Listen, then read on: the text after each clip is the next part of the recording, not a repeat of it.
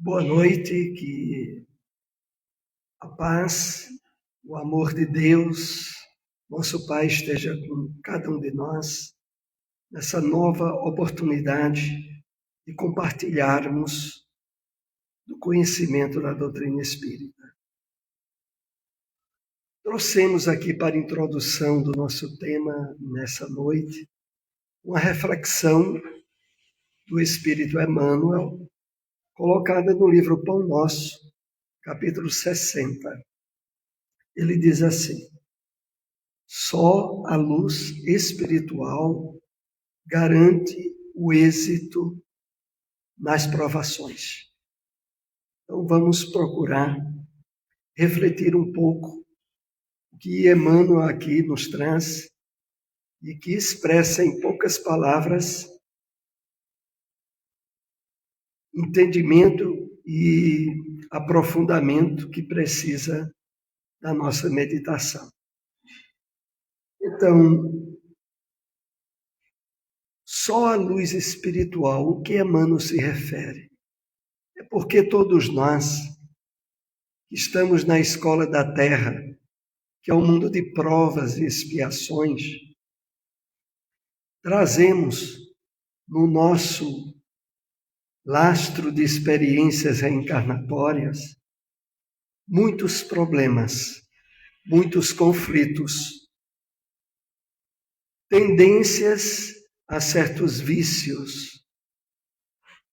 E quando voltamos à Terra pela reencarnação, o que de fato vai garantir o nosso aproveitamento será a compreensão, como Emmanuel coloca, a compreensão espiritual dos objetivos da nossa vida. Meus amigos, para uma grande maioria de espíritos que reencarnam, consertam um problema e criam dois.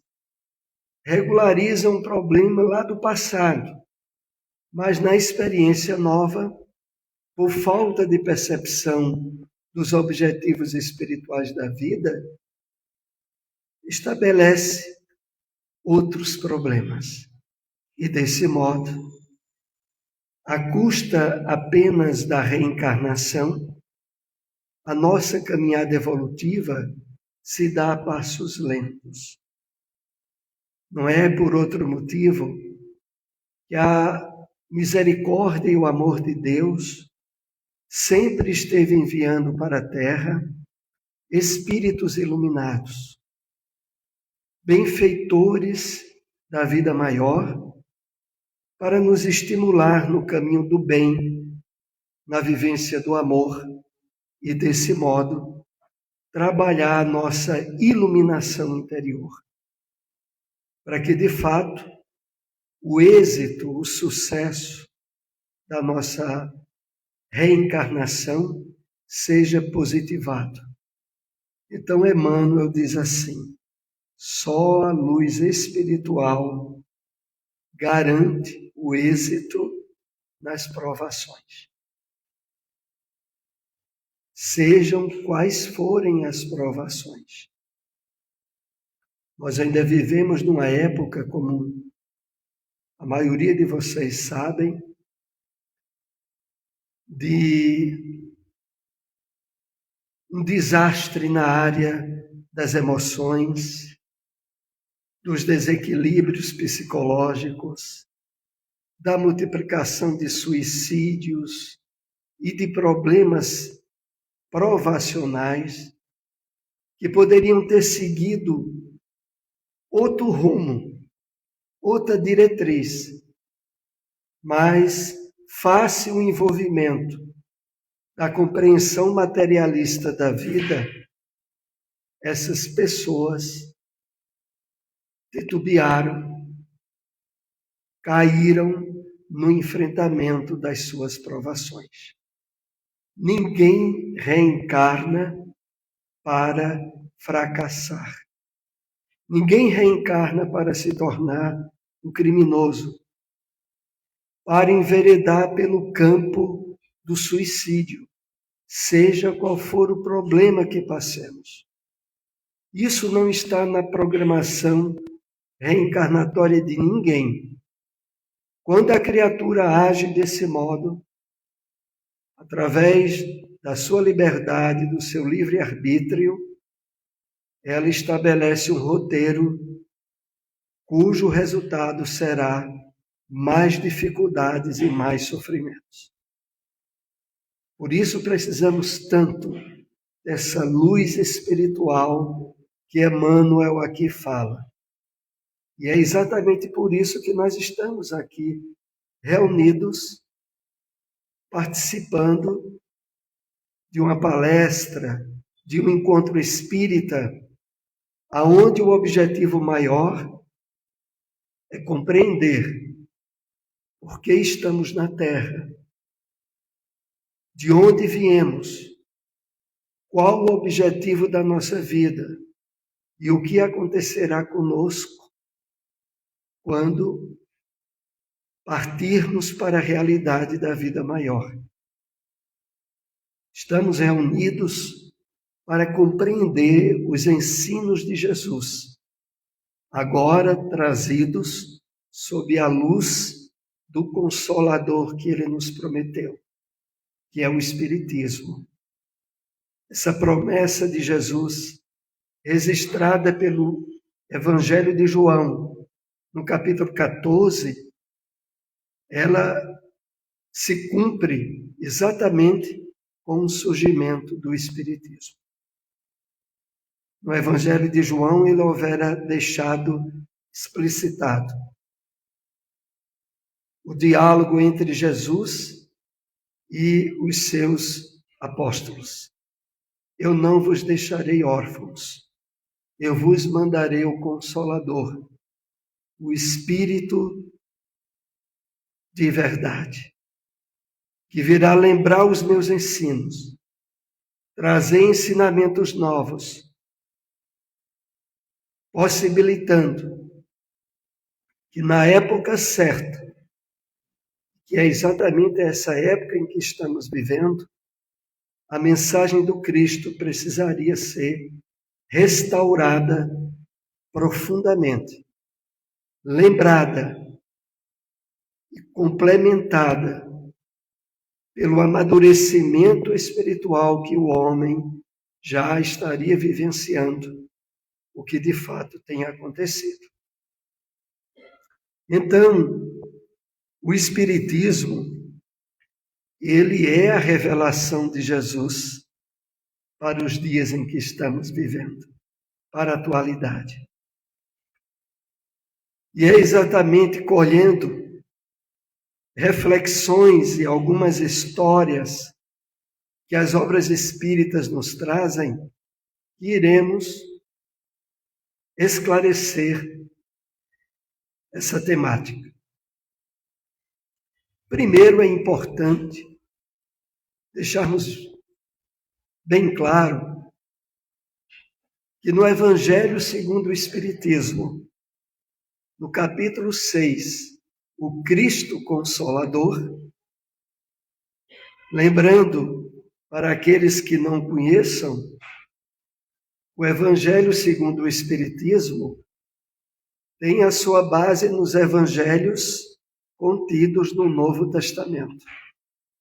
O Evangelho de Mateus, Marcos, Lucas e João.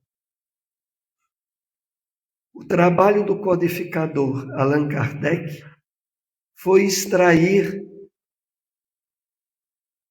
dessas passagens dos evangelhos aquela parte relativa aos ensinamentos morais, aos conteúdos que dizem respeito ao comportamento humano, cumprindo um papel que houvera sido esquecido pelas igrejas cristãs tradicionais. Começa o Evangelho dizendo, olha, podemos dividir em 4 partes os evangelhos contidos na Bíblia. Na primeira parte, os atos comuns da vida do Cristo. Na segunda parte, os milagres. Na terceira parte, as profecias. E na parte que foi esquecida, os ensinamentos morais. Na doutrina espírita, os ensinamentos morais do Cristo é a base de sustentação do aspecto religioso da doutrina. O Espírito Emmanuel nos diz, no livro A Caminho da Luz, que podemos comparar o Espiritismo a um triângulo equilátero, de 3 lados iguais. De um lado, a ciência, do outro lado, a filosofia. E na sua base, na estrutura do triângulo, o aspecto religioso, fixado na moral ensinada por Jesus. Mas, meus amigos, nós vivemos numa época que eu tenho visto alguns vídeos nas redes sociais, no YouTube,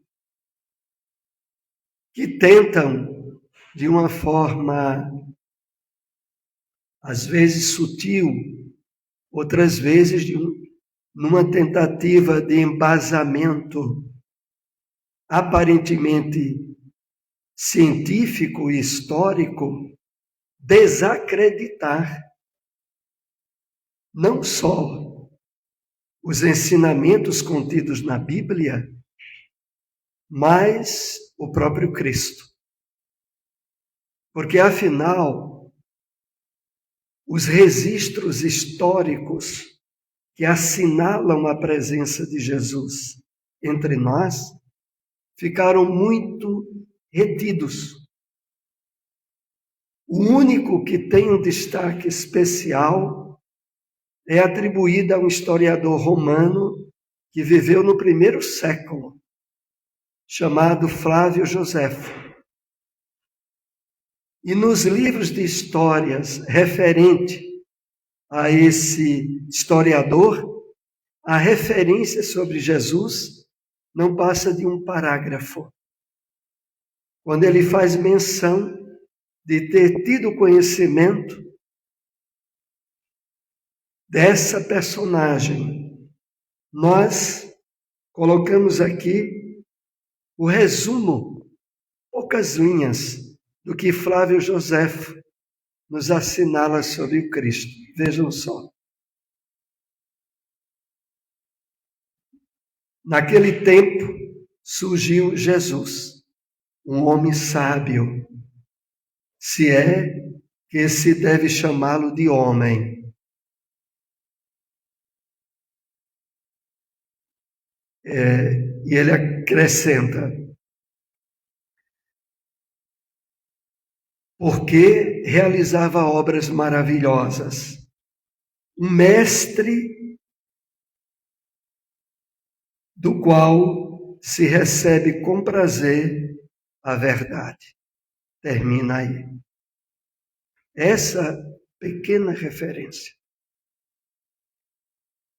Há ainda uma outra, essa de impacto ainda menor, colocada por Cornélio Tácito, que é também um historiador do 1º século da época em que estamos vivendo, na época cristã. Ele diz assim: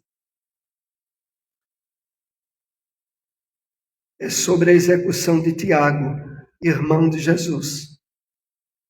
E nos Anais, que é o livro no qual o Cornélio Tácito coloca, ele diz o seguinte: Tiago, irmão de Jesus, que é chamado Cristo, pelo sumo sacerdote Anano, teve a decretação da sua morte. Bom, esses dados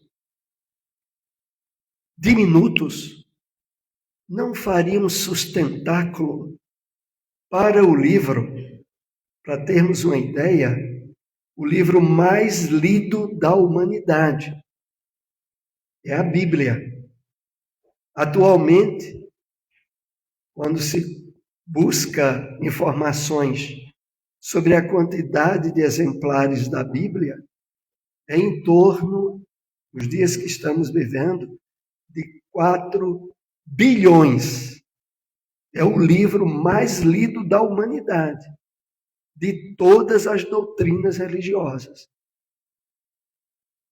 Para fazermos uma ideia, o livro mais lido e com mais edições no movimento espírita é o livro Nosso Lar, de André Luiz, que chegou à marca de 2 milhões de exemplares. Mas vejam, 2 milhões. A Bíblia, 4 bilhões. Não dá para comparar.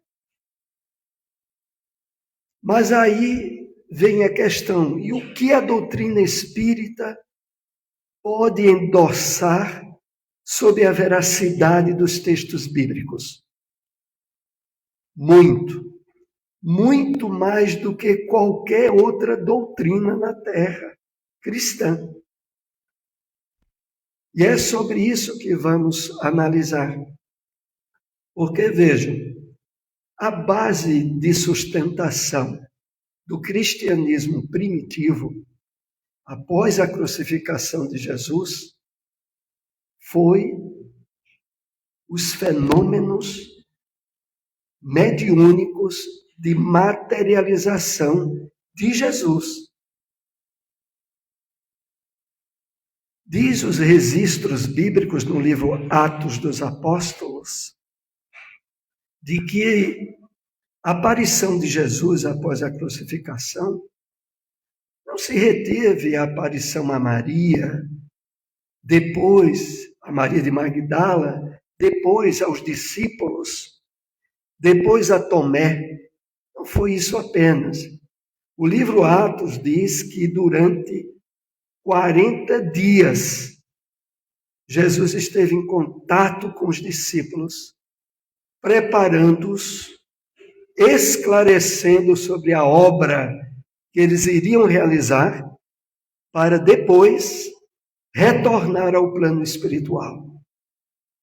Então, meus amigos, 40 dias, Jesus aparecendo, materializado, no que nós aprendemos na doutrina espírita, do fenômeno físico de materialização, aonde ele deu toda a sustentação para que mais adiante os apóstolos enfrentassem prisões, os circos romanos, enfrentassem a morte a todo momento e não titubeassem em manter a divulgação dos evangelhos, dos ensinos do Cristo, por toda a terra conhecida naquela época, através, mais adiante, do apóstolo Paulo. Mas o que nós queremos destacar aqui é que o que sustentou todo o desenvolvimento do cristianismo primitivo foram os fenômenos mediúnicos. E é exatamente os fenômenos mediúnicos que deu sustentação e dá ao cristianismo redivivo, que é o espiritismo. Nos dias atuais, o espiritismo, que é o consolador que Jesus prometeu, tem a sua sustentação desde o codificador com a mediunidade. E no Brasil, sobretudo, com o maior médium do século, presente e passado, porque ainda não surgiu ninguém maior do que Francisco Cândido Xavier, em termos de possibilidades mediúnicas. Nos séculos em que estamos vivendo. Então, pela mediunidade de Francisco Cândido Xavier, nós recebemos os romances do cristianismo primitivo. Há 2000 anos, 50 anos depois, ave Cristo. E sobretudo, a magnífica obra Paulo e Estevão. Essas obras, elas trabalham os bastidores do que não foi registrado na Bíblia, sobretudo no livro Atos dos Apóstolos. Em referência a Paulo e Estevão, o livro Atos dos Apóstolos, sobre Estevão, tem apenas 1 ou 2 versículos, especificando que ele foi o primeiro mártir e que o responsável pela morte dele foi Paulo, que presenciou o seu apedrejamento. Mas já quando nós vamos ler Paulo e Estevão, que é uma obra que nós recomendamos demais a leitura, nós temos todos os detalhes do que aconteceu. Porque houve aquela morte, porque Paulo estava ali. Chega ao ponto de muitos estudiosos da doutrina espírita deixar ressaltado que o livro Paulo e Estevão merecia fazer parte das obras do Novo Testamento, junto ao livro Atos dos Apóstolos. Mas, meus amigos, não houve só essas obras, que por si só já têm uma importância de resgate, de comprovação dos textos bíblicos, dos mais veementes, mas houve diversos espíritos que trouxeram detalhes, minúcias sobre as atividades dos apóstolos, sobre os ensinamentos de Jesus. Vamos enumerar aqui alguns espíritos. Tivemos Humberto de Campos, tivemos André Luiz. André Luiz tem uma parte das mais importantes que oportunamente já citamos aqui, do livro Obreiros da Vida Eterna, sobre a veracidade dos textos bíblicos. Mas tivemos também Amélia Rodrigues, através da mediunidade de Divaldo Pereira Franco. Ela também resgata detalhes, particularidades em torno daquela época do cristianismo primitivo. Então, voltando a citar Emmanuel, sobretudo os romances históricos, André Luiz, Humberto de Campos, Amélia Rodrigues e, claro, o magnífico e o maravilhoso de todos, o Evangelho segundo o Espiritismo. Porque no Evangelho, como havíamos citado no capítulo 6, o Consolador Prometido, lá é colocado da forma mais evidente o que é o Espiritismo em relação aos ensinos de Jesus. Porque é dito assim para nós: pelo Espírito da verdade. Venho como outrora aos transviados filhos de Israel, revelar o Deus grande, o Deus bom, que faz erguer as ondas do mar, que atua sobre tudo na terra. Vejam, a identificação precisa venham como outrora os transviados filhos de Israel. O direcionamento agora é para todos nós que estamos conhecendo a doutrina espírita. E isso de uma forma a não deixar nenhuma dúvida. Mas aí nós trouxemos para endossar essa questão mediúnica, que agora na doutrina espírita restaura o cristianismo, o evangelho, é o evangelho redivivo. O que aconteceu no registro que está nessa pequena obra? Hoje ela tem outra capa, Novas Mensagens. Essa obra é do espírito Humberto de Campos. Humberto de Campos tem diversos livros pela mediunidade de Francisco Cândido Xavier. Ele fez parte, quando estava encarnado, da Academia Brasileira de Letras. Foi membro desde 1919, Humberto de Campos, vindo a falecer em 1934. Humberto de Campos, ele, consagrado literato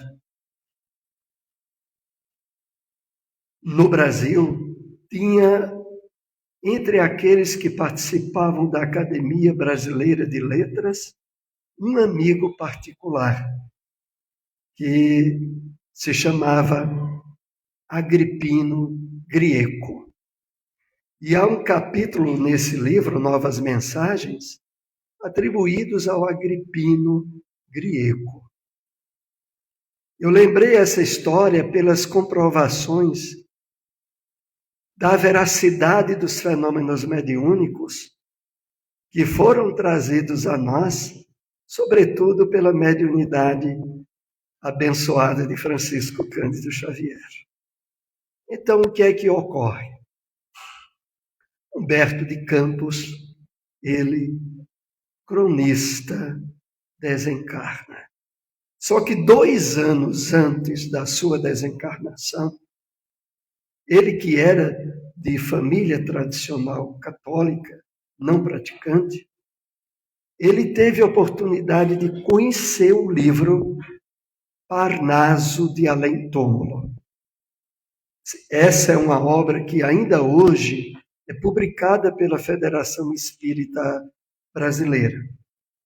Parnaso de Além Túmulo traz 56 poetas da época da literatura brasileira, denominada de Parnaso. Essa época, inúmeros poetas brasileiros e portugueses compõem esse livro. Foi a primeira obra psicografada de Chico Xavier. Chico estava com 22 anos. E vejam só o que é que ocorre. 1932. Chico nasceu em 1910. Pouco tempo após ele conhecer o Espiritismo e ter a orientação do trabalho mediúnico com Emmanuel. E o que se deu ali? Quando Humberto de Campos leu o livro, ele se espantou. Porque Humberto de Campos, ele era também estudioso, como o Agripino Grieco, do estilo, da característica de escrever dos poetas e escritores daquela época. E quando ele leu o livro, ele percebeu que na forma de Chico escrever, preservava o estilo, a característica inconfundível que aqueles poetas tinham quando estavam encarnados. Porque, para vocês terem uma ideia, o estilo que caracteriza o poeta é semelhante à nossa assinatura. A forma pela qual a gente assina, para quem não conhece a grafoscopia, alguém pode imitar uma letra e enganar e dizer, isso foi fulano. A pessoa não conhece a ciência que há por trás da grafoscopia, pode se enganar.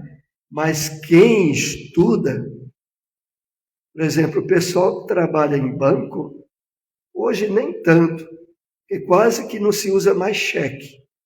Mas quando se usava cheque, os caixas tinham que fazer um curso de grafoscopia para perceber qualquer tentativa de imitação de uma assinatura.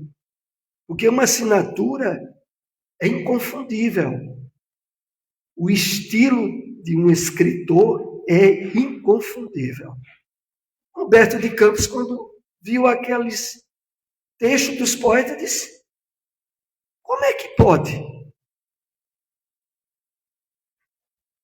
Não havia explicação, mas ele não se dobrou à busca de entender o espiritismo, a mediunidade. Mas ele não deixou de explicitar uma frase, de que diante do que ele viu ali, ele não tinha dúvidas de que o suposto autor mereceria ocupar todas as cadeiras na Academia Brasileira de Letras. Pela qualidade das poesias que ele viu ali retratadas. Então, o que é que aconteceu? Esse livro traz as poesias inéditas. Não foram aquelas que esses poetas escreveram quando estavam encarnados. Eram poesias novas. Só que havia um diferencial. O conteúdo. A mensagem. Porque Emmanuel, procurando esses escritores do mundo espiritual, fez um acordo com eles. De eles poderem participar nesse trabalho do bem. Só que eles entrariam com o estilo, com a forma de escrever, com a escolha de vocábulos. Mas o conteúdo, quem mandaria era Emmanuel. Por isso as poesias de Parnaso de Além Túmulo são de conteúdo espiritual profundo. E alguns desses poetas eram materialistas. Mas o estilo é preservado. Vejam o impacto disso. Como é que pode? Eles não estão mortos? Aparentemente. Aí o Agripino Griego toma conhecimento de que o amigo Humberto de Campos, falecido em 1934, começou a escrever livros pela mediunidade de Chico Xavier. Mas o amigo Humberto, será? Bom, Agripino morava no Rio de Janeiro. Foi para Belo Horizonte. A princípio, procurou a União Espírita Mineira, na tentativa de encontrar Chico. Só que Chico Xavier estava em Pedro Leopoldo. É uma cidade mais ou menos 60 quilômetros de Belo Horizonte. E Agripino disse, não, eu desisto. Não quero não. Só que lá em Pedro Leopoldo, por motivos, entre aspas, de coincidência, no mesmo dia Chico resolve vir a Belo Horizonte. Antes que Agripino voltasse, o pessoal lá da União Espírita Mineira disse a Agripino, olha, Chico vai vir. Você pode ter um encontro com ele. Bom, marcaram uma sessão mediúnica. E Agripino estava ali, junto com Chico Xavier, outros amigos espíritas de Chico, e para que não houvesse nenhum tipo de fraude, de enrolação, Agripino rubricou 20 folhas de papel em branco, na qual Chico iria psicografar. Bom, começa a reunião. E conta Agripino Grego nessa obra que Chico começou a escrever numa velocidade que deixaria com inveja qualquer escritor de cartório, que naquela época que escrevia até escritura de terreno, de casa, à mão, o pessoal que escrevia no cartório tinha que escrever rápido e bom. Bom, Chico escreveu numa rapidez que ele preencheu uma folha, preencheu outra, terminou a psicografia. O papel é entregue a Agripino, e Agripino, quando vai ler, percebe de forma explícita o estilo de escrever de Humberto de Campos, que ele conhecia muito bem. Aquilo impacta, mas o conteúdo da mensagem que nesse livro é retratado, eu vou citar apenas o início, porque Humberto chega dizendo assim, pelas mãos de Chico: meu amigo, você não precisava rubricar as páginas para que eu falasse ao seu coração. E começa a detalhar informações para o Agripino. E quando Agripino termina de ler o texto, a única expressão que ele tem para dizer é: isso é Humberto puro, não há dúvida. Era o espírito de Humberto de Campos. Então, essas comprovações, apenas citei essa, da mediunidade de Chico Xavier, é uma das maiores evidências científicas do que as obras espíritas nos trazem. E aí entra as relações com os textos bíblicos, dando a esses textos veracidade, que ficou intocável, mesmo à custa de traduções de diversas línguas, de atualizações dos textos, porque hoje nós sabemos que, na verdade, obras significativas para a humanidade, e a Bíblia, como eu citei, a obra mais lida, mais publicada no mundo, tem os seus originais na espiritualidade superior. A questão toda é que a preservação do espírito da letra, que nós aprendemos a extrair pelos instrumentos que a doutrina espírita nos dá, porque nós podemos pegar o texto bíblico e extrair o espírito da letra, o ensinamento que está oculto, de natureza profundamente moral e espiritual, das letras que compõem a ideia. E aqui não poderíamos deixar de fazer referência à passagem do livro Obreiros da Vida Eterna. No capítulo 3, a visita colocada sobre esse subtítulo: o sublime visitante. O sublime visitante vai tratar de um espírito no livro denominado de Asclépios. Um espírito da mais alta envergadura, que só reencarnaria na Terra em espaços não menores entre 500 e 800 anos. Então era um espírito que tinha um entendimento profundo das leis de Deus, dos ensinos do alto.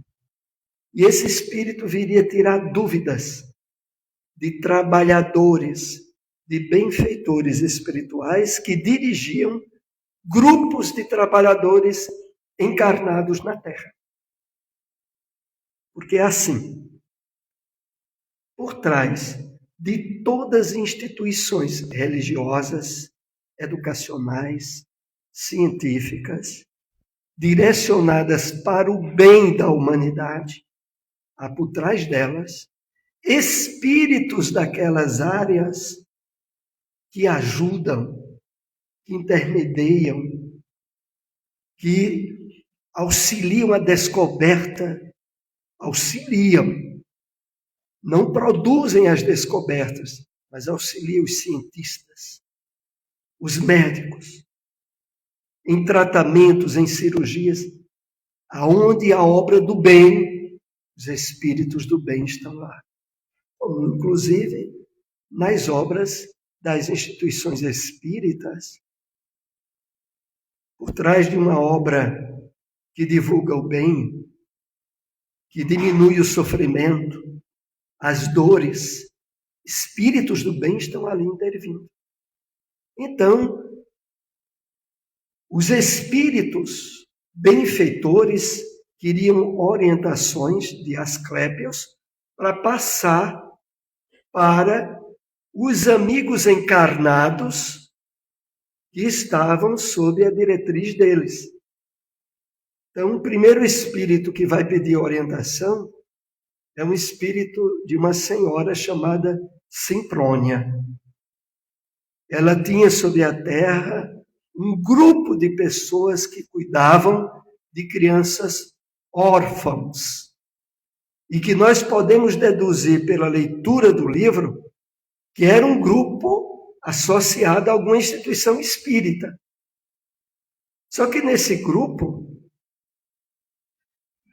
as pessoas que trabalhavam à frente da instituição eram alvo de perseguições, de maledicências, de inimigos gratuitos, de pessoas que aparecem só para criar problemas para quem está fazendo bem. E Simprônia pede ao Asclépios uma orientação, uma diretriz a mais que ela pudesse trabalhar aqui na Terra com aquele grupo. Asclépios traz uns rolos de pergaminhos, a semelhança daqueles que compuseram os textos bíblicos originais. E aí extrai ali um primeiro texto, e vem uma passagem de Mateus, capítulo 5, versículo 44. Vejam que interessante. Simplônia, que era uma benfeitora espiritual, pede uma orientação a um espírito elevadíssimo. E a orientação começa com um texto bíblico, exatamente como nas traduções atuais nós temos das Bíblias de João Ferreira de Almeida, por exemplo. E lá o texto dizia: amai os vossos inimigos, bendizei os que vos maldizem, orai pelos que vos perseguem, fazei o bem àqueles que vos odeiam. Era o texto literal de Mateus. E aí o benfeitor acrescenta apenas uma palavra sobre o que o texto já dizia, que o caminho é fazer o bem e continuar fazendo o bem. aí surge outro espírito, benfeitor, chamado Raimundo. E Raimundo chega para o Asclepio e diz: olha, eu oriento na Terra um grupo que trabalha com pessoas loucas, com deficientes mentais. Lembrando que esse livro, O Brilho da Vida Eterna, é da década de 50, 40, 50. Naquela época onde havia muito ainda manicômios, hospícios. Só que esse grupo que o Raimundo orientava, fica evidenciado que eram irmãos espíritas. Mas veja o que é que acontecia. Entre os trabalhadores havia muitas discussões, ciúmes, um querendo ser melhor do que o outro, um achando que faz mais o bem do que o outro. Então havia esse quadro de disputa entre eles e num trabalho do bem. Bom, Asclépios vai lá e retira dos pergaminhos mais uma folha com outro texto. Agora, a passagem da primeira carta de Paulo a Timóteo, capítulo 5, versículo 11. Mas tu, ó homem de Deus, foge dessas coisas. Busca a justiça, a caridade, a fraternidade, a vivência do bem. É o texto lá da primeira carta de Paulo a Timóteo. Mais adiante ainda tem Luciana, que era aquela que junto a André Luiz viria à Terra pela primeira vez numa missão de amparo, de socorro, de ajuda a pessoas que estavam prestes a desencarnar. Ela pede uma palavra de orientação ao Asclépios. E novamente Asclépios retira do pergaminho uma passagem da primeira carta de Paulo aos Tessalonicenses, no capítulo 5, versículo 16. E lá, Paulo orienta o seguinte: era uma questão relativa à ajuda fraternal. E o texto diz: quanto a isso, não necessitas que vos escreva, porque já estáis suficientemente esclarecidos. Por parte de Deus, amai-vos uns aos outros. Era a recomendação passada para Luciana. Meus amigos, levando em conta essas referências, nós percebemos, ao mesmo tempo, a veracidade, a importância do conhecimento dos textos bíblicos. Afinal, o Espiritismo é a terceira revelação da lei de Deus ao homem. A primeira estabelecida através de Moisés nos 10 Mandamentos. A segunda nos Evangelhos através de Jesus. E a terceira, o Consolador prometido pelo Cristo, que é o Espiritismo. Então, a base de onde o Espiritismo vem é a primeira e segunda revelações, que não podem ser colocadas de lado, que é preciso estudarmos. Lembramos aqui na AME nós temos um grupo, todas as sextas-feiras, do NEP, do Núcleo de Estudo e Pesquisas Espíritas. Todas as sextas, de 8 às 9h30, nós procuramos extrair o espírito da letra de forma didática de todos os textos bíblicos, utilizando os comentários, sobretudo, de Emmanuel e de outros espíritos em torno do que a Bíblia ensina. E para concluirmos a nossa exposição, nós queremos lembrar um texto colocado no livro Vozes do Grande Além. É uma mensagem do espírito André Luiz. Essa mensagem que fala sobre o apólogo, o André Luiz nos diz o seguinte, que nas tradições filosóficas gregas, há uma história em particular que ele percebe importante recordar para nós. Vejam, é um caso singular. Certo cidadão fora indiciado pela prática de crimes. E é marcado a data da audiência onde ele deveria comparecer diante de um juiz. Esse cidadão tinha amigos. E dos amigos que ele tinha, ele separa 3, buscando ajuda, intervenção, para que ele não fosse alvo de uma possível condenação. O primeiro amigo que ele vai buscar, que de certa forma era um pouco distante de se envolver na questão, disse a ele: bem, eu não posso acompanhar você no julgamento, mas eu posso lhe dar a roupa, para que você vá com a roupa, um traje, né, de boa aparência, eu posso lhe dar a roupa. Ele foi procurar o segundo amigo.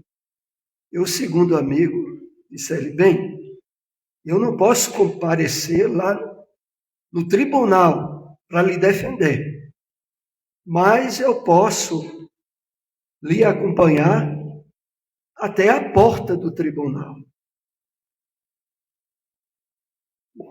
Ele procurou o terceiro amigo. Esse terceiro amigo disse a ele: não só vou lhe acompanhar, mas vou lhe defender. Chegou a data e, de fato, um amigo deu a roupa, outro acompanhou ele até o fórum, mas o terceiro foi defendê-lo. E defendeu ele com tanta veemência, com tanta força, com tanto entusiasmo, que ele não só foi totalmente absolvido, como aqueles que antes o acusavam deliberaram oferecer até alguma oportunidade de trabalho. E aí, André vem nos explicar a lição espiritual que estava por trás dessa narrativa. Bom, primeiro amigo é o símbolo do dinheiro. O dinheiro pode nos dar uma vestimenta. Dinheiro, recursos materiais, pode nos dar uma vestimenta, mas não vai nos ajudar quando atravessarmos o pórtico da desencarnação e entrarmos no mundo espiritual. O segundo amigo, aquele que só acompanhou até a porta do fórum, simboliza os nossos parentes e amigos afetos do coração. Eles podem e nos ajudam na caminhada durante a vida. Mas quando chega o momento da desencarnação, eles não entram junto conosco. Então simbolizava aquele amigo que acompanhava, mas só até a porta do fórum. Dali em diante, te vira. É contigo. E o terceiro amigo representa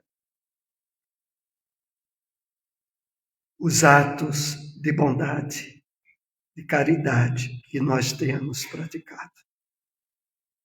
Aquilo que caracteriza o nosso comportamento, a nossa vida, esse nos acompanha e passa a ser o nosso advogado, o nosso defensor perante as questões da consciência no retorno ao mundo espiritual. E foi por isso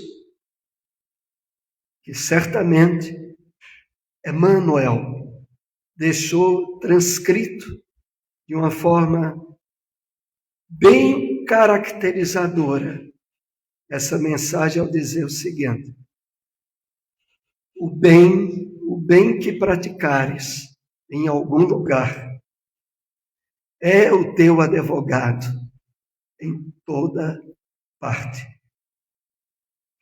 Então, que possamos, nesse mês agora de confraternização, o mês que antecede o Natal, termos certeza absoluta, não só da realidade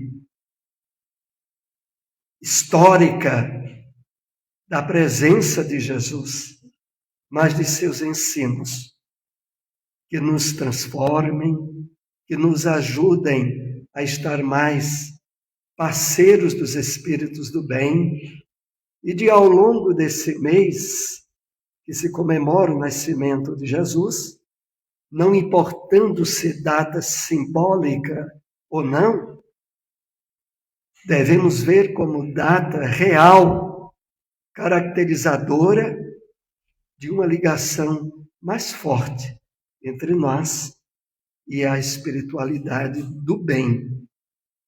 E sigamos assim e retornemos aos nossos lares com muita paz e com a certeza da presença desses benfeitores da vida maior, que buscam encontrar em cada um de nós parceiros para